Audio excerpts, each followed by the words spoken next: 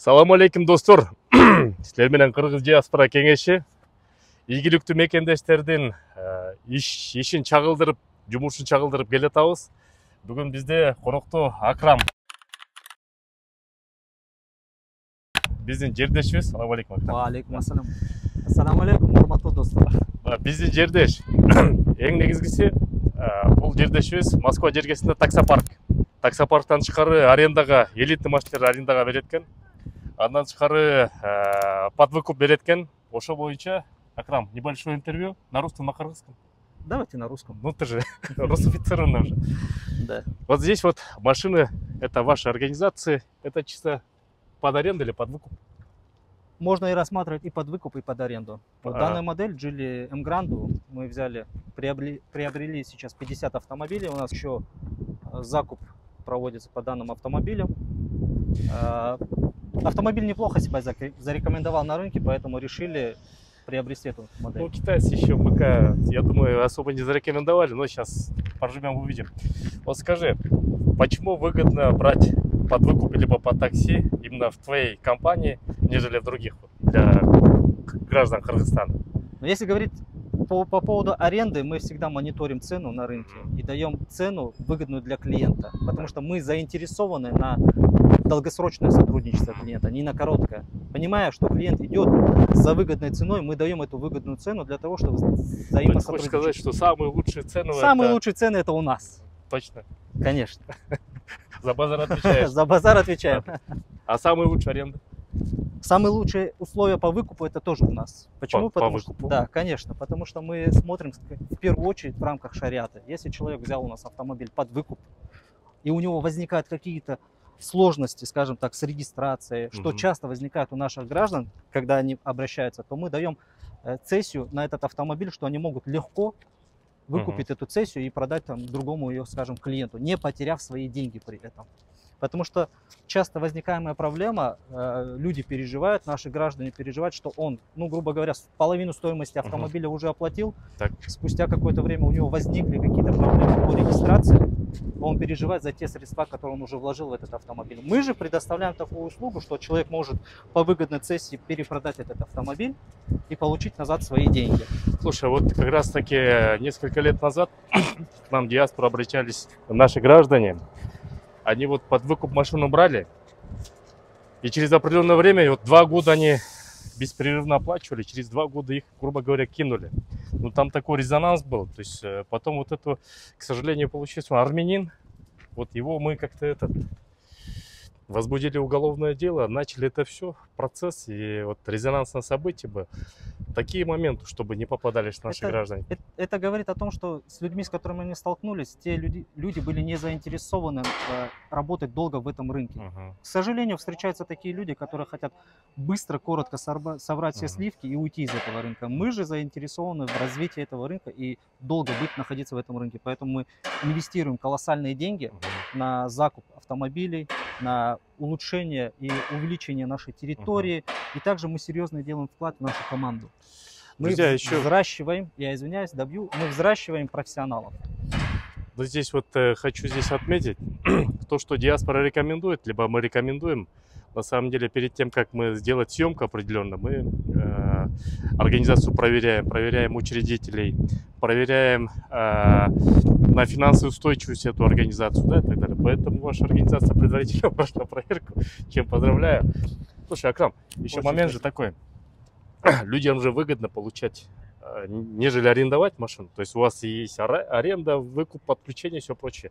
Им же выгодно доплатить сверху в день, наверное, 500 рублей. Наверное, чуть больше, наверное, да? Я не знаю, какая дельта будет. И 2-3 года поработать, ну, зато машина останется при себе, нежели арендовать. Конечно. Допустим, я всегда говорил сам ребятам, когда взаимодействовал напрямую с клиентами, также сейчас обучаю менеджера, всегда с человеком, когда ведешь собеседование, мы понимаем, мы ему объясняем, сначала даем практику, чтобы он себя испытал там в рамках недели в этой работе. Подходит она ему или не подходит. Как говорится, я придерживаюсь того, что от работы нужно получать удовольствие. Если человек понимает, что через неделю ему работа приносит удовольствие, мы же ему, конечно же, объясняем, что лучше взять тебе автомобиль под выкуп.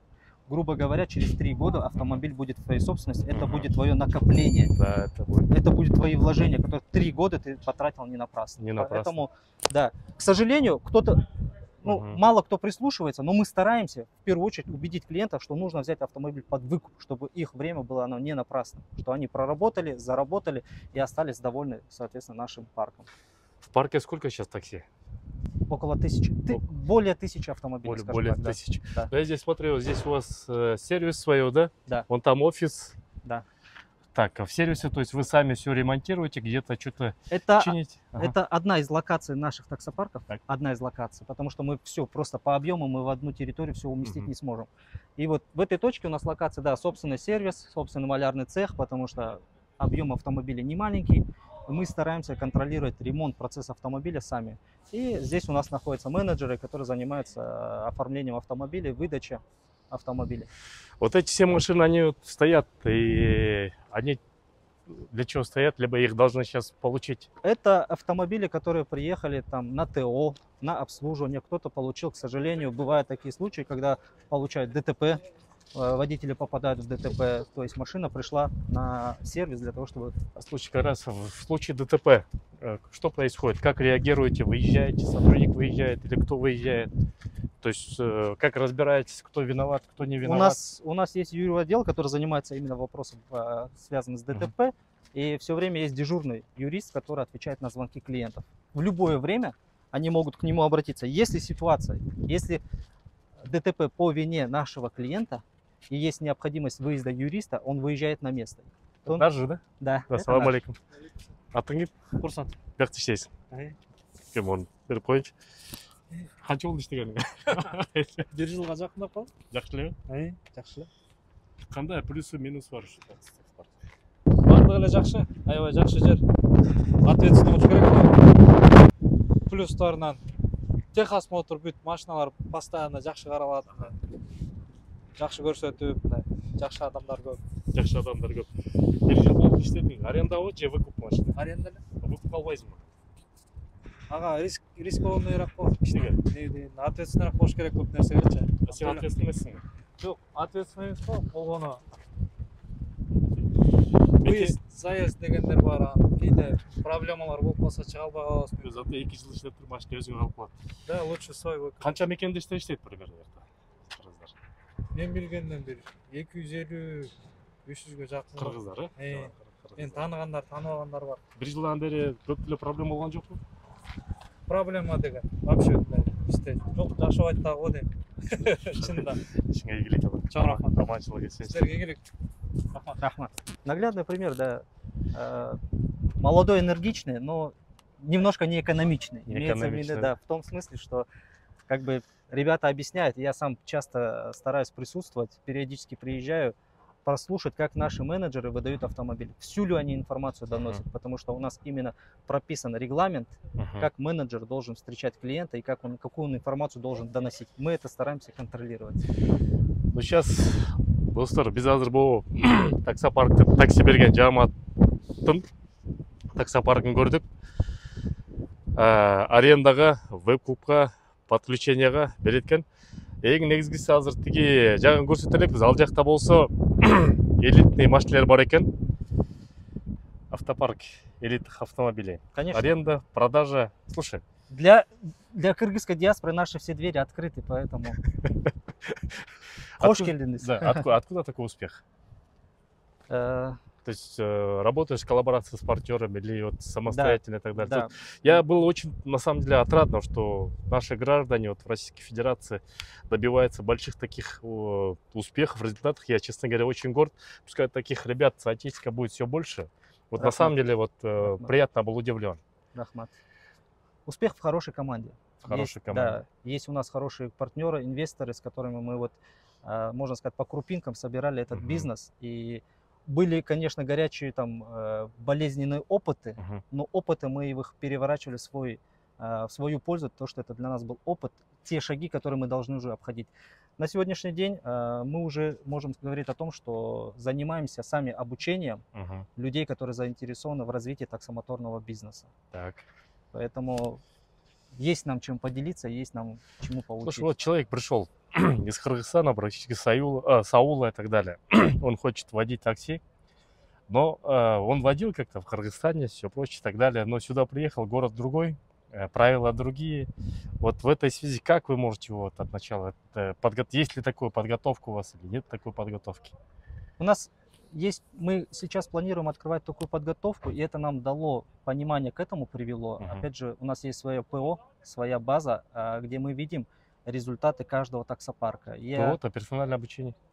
Правильно? Нет, ПО это наша компьютерная программа, своя собственная платформа, которая помогает нам контролировать этот бизнес. И вот путем анализа этой базы, вот, допустим, таксопарков, я смотрю, я задавался вопросом, почему у нас возникают часто, допустим, короткие аренды.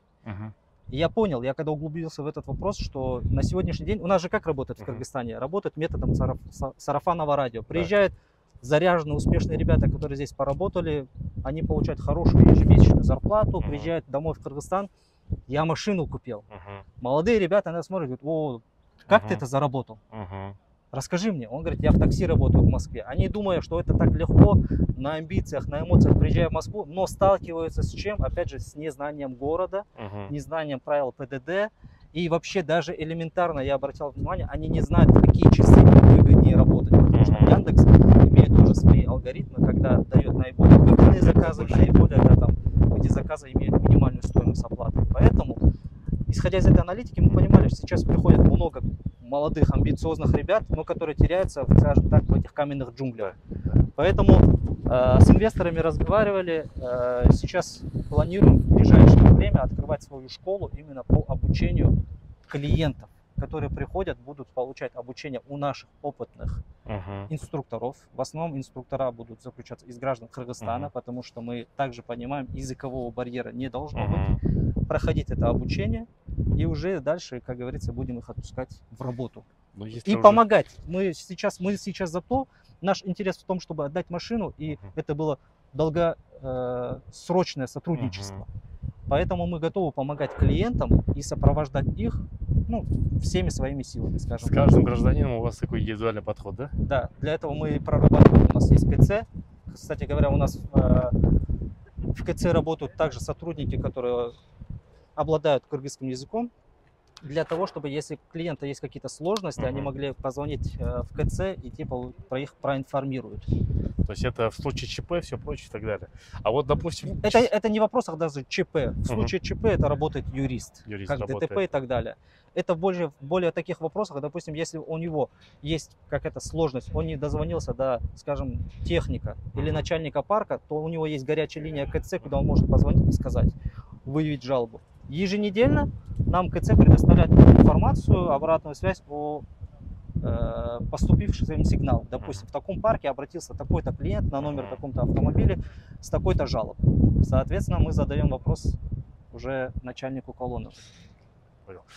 Ну, в заключение, Акрам, скажи, твое,